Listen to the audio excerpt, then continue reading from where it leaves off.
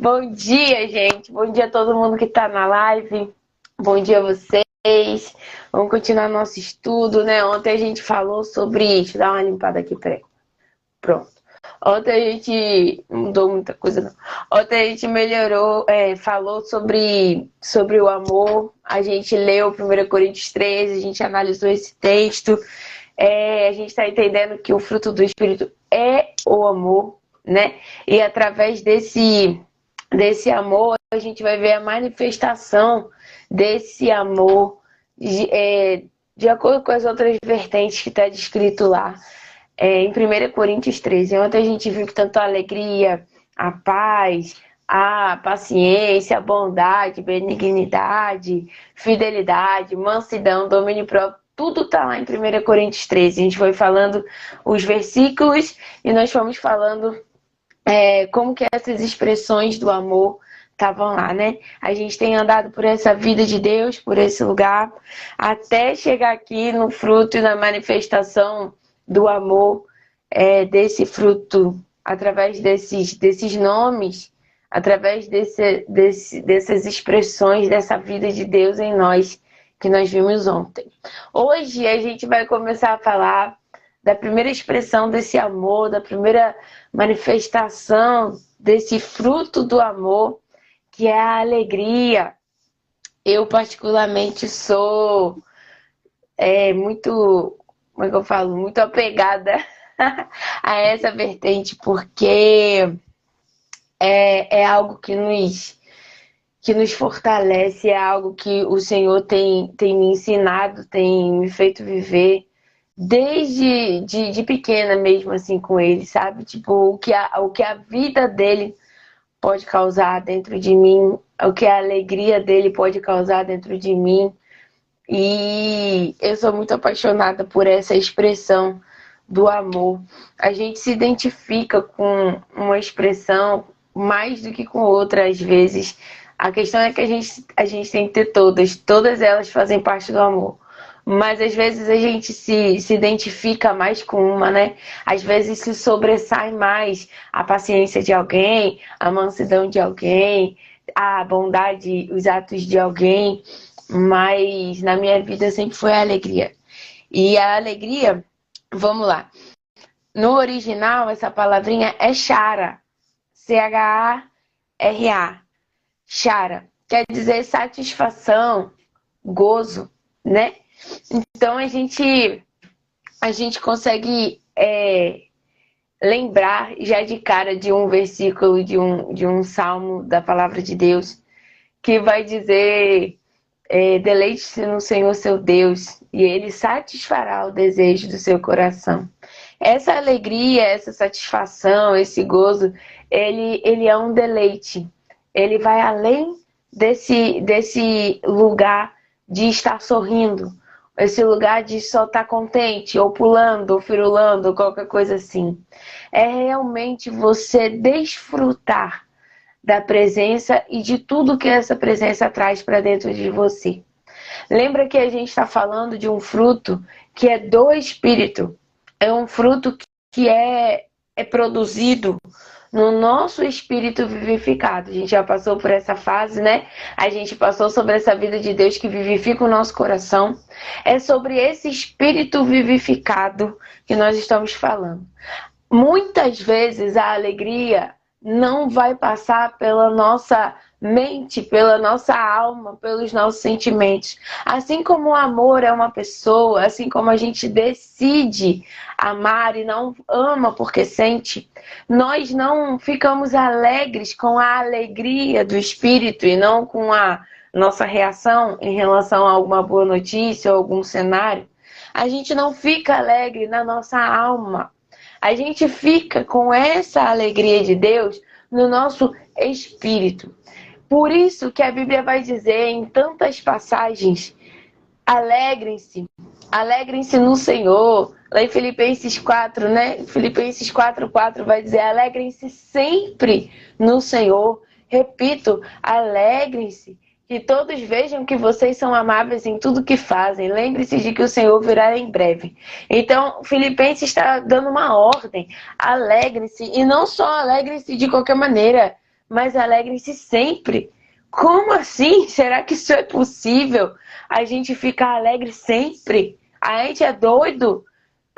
Será que todos os dias da nossa vida são perfeitos, maravilhosos, cheios de notícias boas que a gente queria ouvir, tudo sai perfeitamente como a gente deseja, não tem nada chateando, irritando, criando problema, impedindo, atrasando. Os dias são maravilhosos todos os dias. Então a Bíblia manda a gente se alegrar sempre. Será que é por isso que a Bíblia está mandando a gente fazer isso? Por causa do nosso dia perfeito? Lá em 1 Tessalonicenses 5, no versículo 16, diz: estejam sempre alegres ou regozijai-vos sempre. Será que isso é possível? A gente sempre está alegre, sempre. Lá, quando a gente lê 1 Coríntios 13, né, a gente viu que está dizendo: o amor não se alegra com a injustiça, mas ele se regozija, ele se alegra com a verdade. Com essa justiça, essa verdade de Deus. A gente tem a passagem de Romanos, né, 14, que vai falar a respeito do reino de Deus, mas o reino de Deus é paz, justiça e alegria. Mas a gente precisa começar a refletir que tipo de alegria é essa que Deus está falando, que é uma alegria tão importante que Ele usou para definir o seu reino. Lá no versículo 17, né, de Romanos 14, pois o reino de Deus não diz respeito ao que comemos ou bebemos, mas a sua justiça, que o amor se alegra com ela, paz e alegria. Aí a Bíblia continua, no Espírito Santo. Existe uma alegria que é uma alegria que vem do Espírito. Ela é uma alegria que está em algum lugar além da nossa alma, além do que a gente pensa, além das circunstâncias. A gente tem vários outros versículos. Tem o Salmo 16, no versículo 11, eu vou ler em duas versões. Na NVT está dizendo assim: tu me mostrarás o caminho da vida e me darás a alegria da tua presença e o prazer de viver contigo para sempre. Salmo 16, versículo 11. Em outra versão, está dizendo assim: far-me-ás ver a vereda da vida. Na tua presença há abundância de alegrias. A tua mão direita há delícias perpetuamente. Prazer, delícia, deleite, alegria, vida, caminho da vida. A Bíblia está associando essa leveza, esse desfrutar, esse saborear da presença, a alegria. Lá em Neemias 8, no versículo 10, na parte B, diz assim: este dia consagrado ao nosso Senhor, não se entristeça, porque a alegria do Senhor os fortalecerá. Tem as passagens que dizem: a alegria do Senhor é a nossa força. A gente sabe que isso está escrito na palavra também. Lá em Abacuque 3, quando ele diz: ainda que a figueira não floresça, que não haja fruto na vide, ainda que o fruto da oliveira minta, os campos não produzam. Aí no final ele vai falando toda circunstância contrária. E no final ele vai dizendo: todavia, eu me alegro no Senhor. Eu exulto no Deus da minha salvação. A gente fala às vezes, né? A gente cita que na presença do Senhor até a tristeza pula de alegria. Que alegria é essa? Que alegria é essa que a gente muitas vezes não consegue encontrar dentro de nós? Que alegria é essa que a gente olha para uma circunstância e fala assim: como eu vou me alegrar com isso? Não faz sentido eu me alegrar com isso. O Senhor não está batendo bem da cabeça. Não faz sentido para mim. É porque essa alegria do Senhor não é uma alegria baseada no que a gente sente. Não é uma alegria baseada no que a gente está vendo.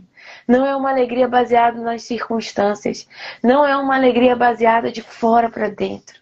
É uma alegria que se deleita na presença de Deus. Nath, e a gente pode se deleitar na presença de Deus quando está triste? A gente pode.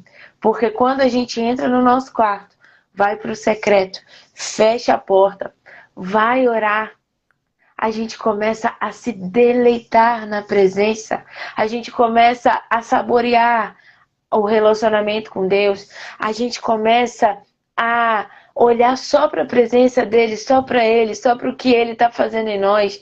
A gente começa a ter a certeza de que ele sempre nos ouve. A gente sabe que não está órfão. A gente se lembra que somos filhos. Quando a gente entra nesse lugar da presença, a gente começa a não olhar mais para o barulho que a circunstância está fazendo, para a dor que a circunstância está causando. E só a presença importa.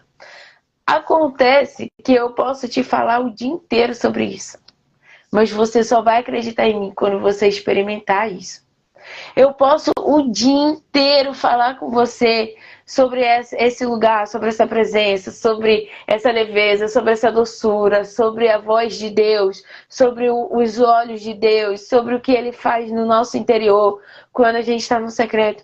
Mas só quando você está lá é que você realmente consegue entender o que eu tô falando. Eu sei que muitos de vocês que estão aqui já viveram isso, mas às vezes a gente vive de maneira pontual isso e se esquece. E as aflições do dia a dia, os problemas do dia a dia vão abafando essa presença de Deus em nós. E a gente esquece dessa presença. A gente esquece desse lugar. A gente esquece do que esse relacionamento produziu com a gente no secreto. A gente esquece. E aí a gente olha para aquele problema que chegou, para aquele diagnóstico que saiu, ou para aquilo que deu muito errado, ou para um sonho que se frustrou, ou para um plano que ruiu, ou para algo que a gente achou que a pessoa estava ali com a gente e a gente recebeu essa traição. Tantas são as aflições que o Senhor disse que a gente passaria no mundo, uma perseguição, uma afronta, uma calúnia, você receber algo de alguém que você não esperava, algo ruim. E aí você passa tudo isso tantas vezes durante o dia. Você vai se cansando, você vai sendo empurrado para um lugar de cansaço em Deus, de frustração em Deus. Você começa a deixar tanto isso tomar conta, você passa a esquecer que o Senhor é uma presença contínua dentro de você, em que você pode se deleitar. Não dá para explicar, não dá para entender, não dá para você e eu transformarmos essa alegria em algo racional, porque ela brota da vida que se manifesta no seu espírito. Você é capaz de sorrir no meio de algo muito ruim. Não é sorrir de dar gargalhada, é sorrir com a certeza da presença de Deus aqui dentro. Será que você consegue não ir para o desespero e lembrar: eu tenho Deus, eu tenho um lugar, eu tenho um secreto, eu tenho um lugar de oração com Deus, eu tenho uma fonte de vida que me leva para um lugar de cuidado, de tranquilidade, de confiança. A alegria do Espírito está associada à esperança. E lembra que a gente leu que lá em 1 Coríntios que no fim permanecem a fé, a esperança e o amor. A alegria, ela está associada a essa esperança. E a Bíblia vai chamar essa esperança de esperança viva. Ela é viva porque é produzida pelo próprio Espírito de vida no nosso espírito. A Bíblia vai dizer que essa esperança, ela não nos decepciona. Lá em Romanos 5, eu vou ler a partir do 3. Diz assim: também nos alegramos ao enfrentar dificuldades e provações. Não faz sentido, né? Pois sabemos que contribui para desenvolvermos perseverança. E a perseverança produz caráter aprovado. E o caráter aprovado fortalece a nossa esperança. E essa esperança não nos decepcionará, pois sabemos o quanto Deus nos ama, uma vez que Ele nos deu o Espírito Santo para encher o coração, para nos encher o coração com o seu amor. A alegria é essa esperança viva que vem do Espírito. É uma alegria que até quando você quer desistir, ela não deixa. É uma alegria que até quando Abacuque começou a dizer, eu estou olhando em volta, tudo está desmoronando, desmoronou, mas eu não consigo nem desistir, porque eu tenho uma força que ela vem do meu espírito e ela me mantém de pé mesmo quando eu quero ficar prostrado. É uma alegria que me levanta da cama mesmo quando eu não quero levantar. É uma alegria que me faz dar um sorriso mesmo quando eu estou com vontade de chorar para sempre. É uma alegria, uma esperança viva que me faz lembrar que o choro vai durar uma noite, mas a alegria vem pela manhã, que tem tempo, prazo de validade para as circunstâncias, para a minha aflição e para a minha dor, mas para a minha alegria não tem. Ela chega pela manhã e ela não tem prazo de validade. Ela não dura só uma noite, ela é eterna. É uma alegria que você não sabe explicar porque que você não estava nem afim de tomar banho, de se cuidar, de comer. E quando você vê, você já se arrumou, já foi orar, já foi para a igreja, já está conversando com alguém, já deu um sorriso. É uma esperança viva que faz a gente comemorar e agradecer a presença do Senhor em cada milagre do dia a dia. O milagre dos pauzinhos menores da régua, sabe? Que às vezes a gente esquece de celebrar. A gente vai contando os centímetros e enquanto esses centímetros não fazem sentido, a gente esquece de se alegrar com aqueles tracinhos menores que são os milímetros, são os tracinhos do dia a dia. É essa alegria que nos ensina a viver contente em toda e qualquer situação, a ter contentamento, a ter deleite quando a gente tem, quando a gente não tem, quando a gente tá suprido, quando a gente não tá, quando a gente tem o que comer, quando a gente pode por alguma coisa não ter, quando a gente tá em um cenário mais favorável, mais confortável, quando a gente está passando por tribulação, quando a gente está no meio do tempo favorável de Deus, no meio do milagre, no meio da estação ali do florescer, e quando a gente está no inverno, quando a gente está no meio da tempestade, é a alegria que nos mantém vivo. É essa esperança. E que esperança é essa, Nath? Cristo em nós, a esperança da glória. É essa alegria que faz Jesus se manifestar em você, mesmo quando você não está com condições nenhuma de fazer isso. É quando o poder da alegria se manifesta lá na fraqueza da sua tristeza. É quando o poder da esperança viva se manifesta lá no meio daquilo que quer te impor morte, destruição, dúvida, caverna, solidão, frieza, escuridão. É esse poder que essa vida de Deus, esse amor que vem se manifestando através dessa esperança que faz eu e você ficarmos vivos. Não sobrevivendo, não dizendo assim, é isso, né? Jesus está voltando, graças a Deus. E não é uma sobrevivência, é uma vida. E você fala, como que você ainda está com vontade de viver? Como que alguém pode ainda ter vontade de viver no meio desse mundo do jeito que está? No meio do caos que está? A esperança viva de Cristo em nós. Essa glória que nos foi prometida. Essa esperança que nos foi dada. Que não nos decepciona. É você esperar com expectativa em Deus. É você esperar em Deus sabendo que Ele está trabalhando a seu favor. E você esperar com grande expectativa. Porque você sabe que Deus está agindo a seu favor. Você sabe que Ele tem um plano para todas as coisas. Você sabe que Ele não perdeu o controle de nada.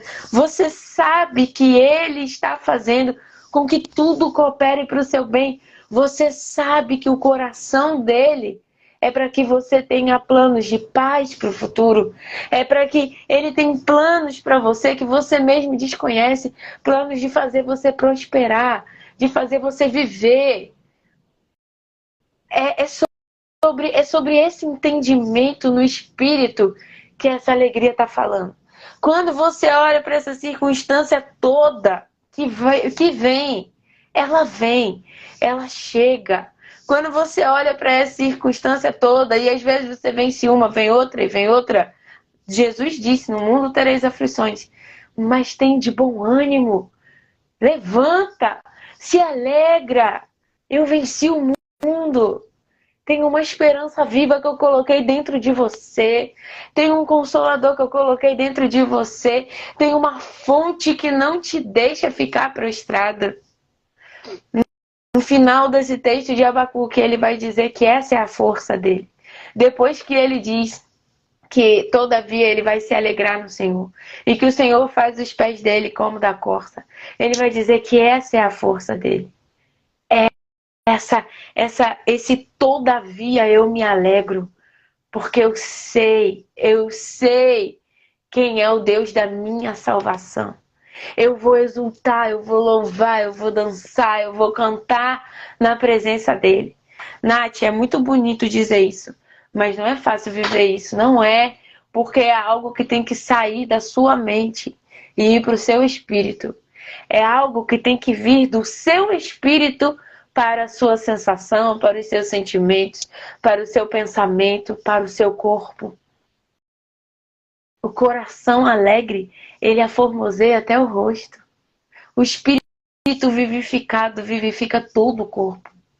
É uma alegria que começa lá onde o Espírito Santo ministra e ela vai tomando conta, ela vai se espalhando por todo o seu ser. Aí ela vai para a sua alma e para o seu corpo e vai te fazendo viver com expectativa, com sorriso, fazendo você entender que é para você sim gerar expectativa em Deus.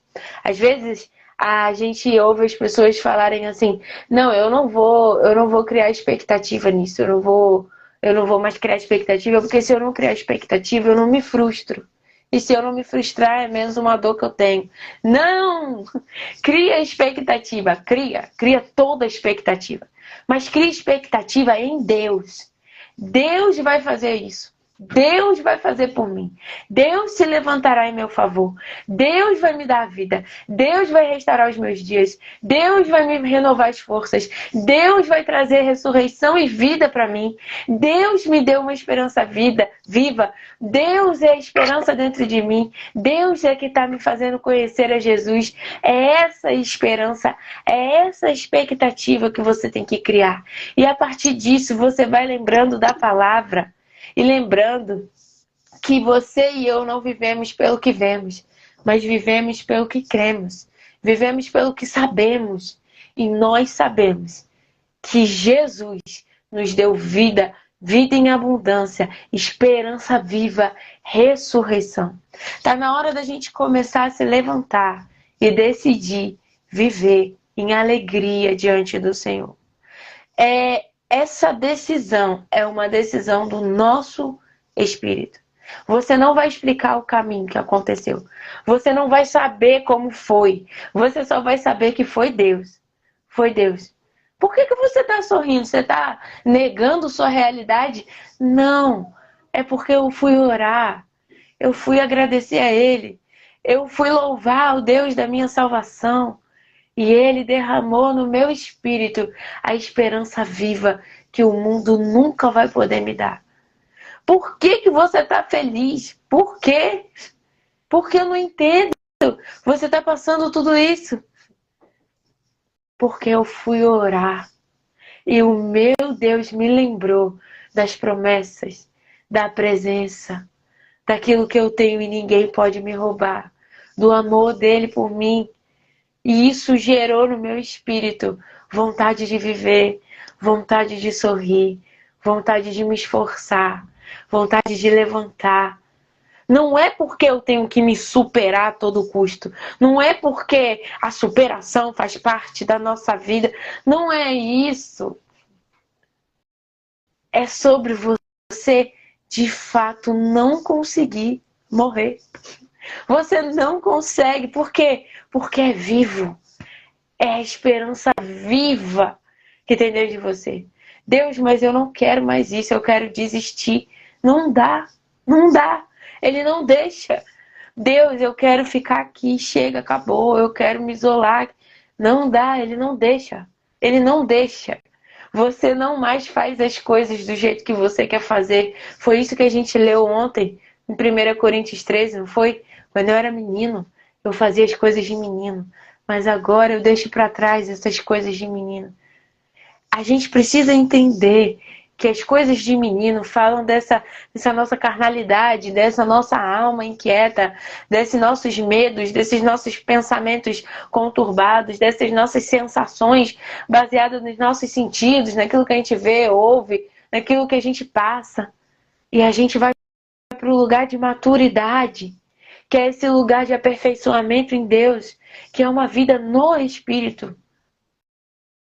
E aí a gente começa a entender, tá doendo, me aconteceu algo horrível, eu tô passando por dores, mas eu tenho uma esperança que é viva e ela não me deixa morrer.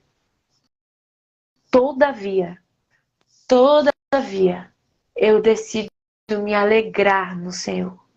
Eu decido me alegrar nas circunstâncias?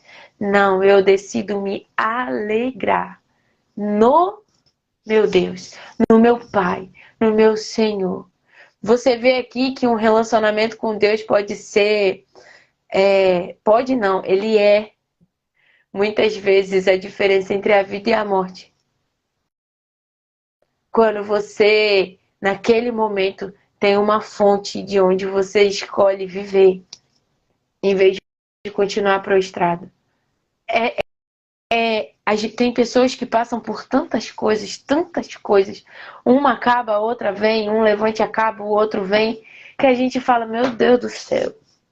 Mas aí, se essa pessoa, ela tem esse relacionamento, ela tem esse lugar, ela tem esse fruto no espírito dela, essa vida de Deus manifesta no espírito, essa capacidade de se deleitar com a presença, independente de qualquer coisa.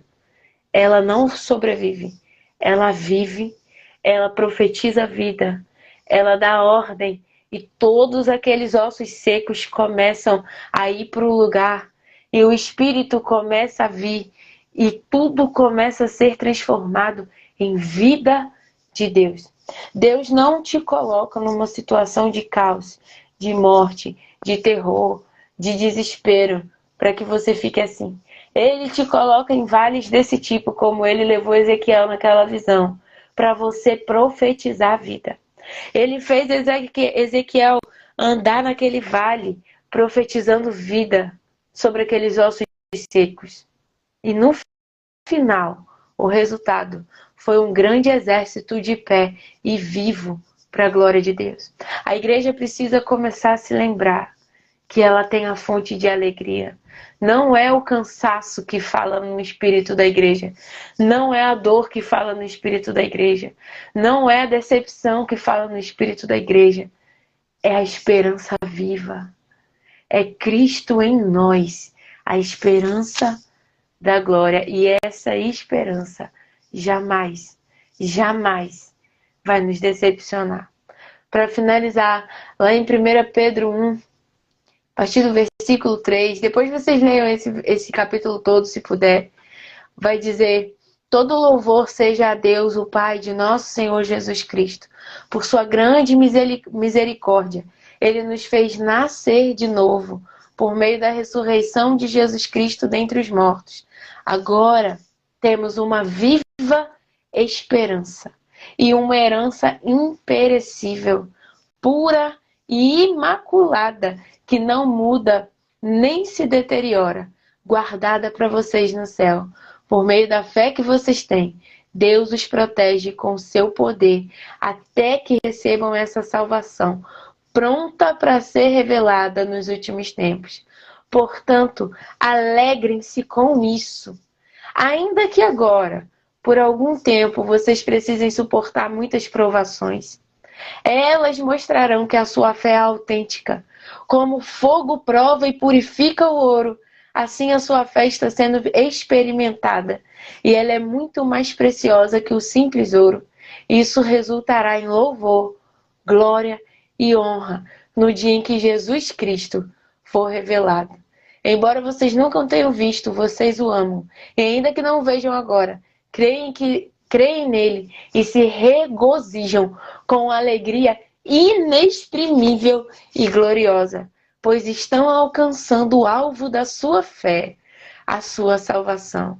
Até mesmo os profetas queriam saber mais sobre essa salvação e investigaram a respeito quando profetizaram acerca da graça preparada para vocês. Buscavam descobrir a que tempo ou ocasião se referia o Espírito de Cristo que neles estavam, ao predizer o sofrimento de Cristo e sua grande glória posterior. Agora essas boas novas lhe foram anunciadas por aqueles que pregaram pelo poder do Espírito Santo enviado do céu. E é algo tão maravilhoso que até os anjos anseiam observar. Você tem uma alegria dentro de você que o Espírito Santo já produziu no seu espírito. Quando você recebeu ele dentro de você, você só precisa crer para acessar esse lugar, essa alegria. Só essa última coisa.